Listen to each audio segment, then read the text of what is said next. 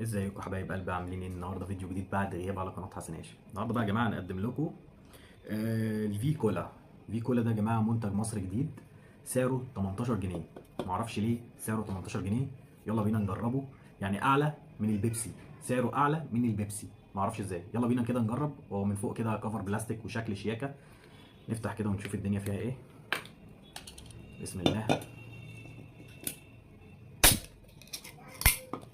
ندوق كده ونشوف الفي كولا ده ايه نظامه. بسم الله الرحمن الرحيم.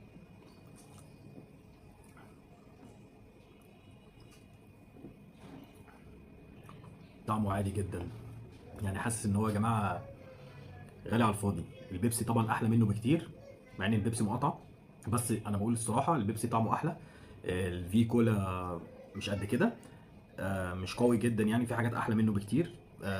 يعني غالي على الفاضي، يعني منتج مصري.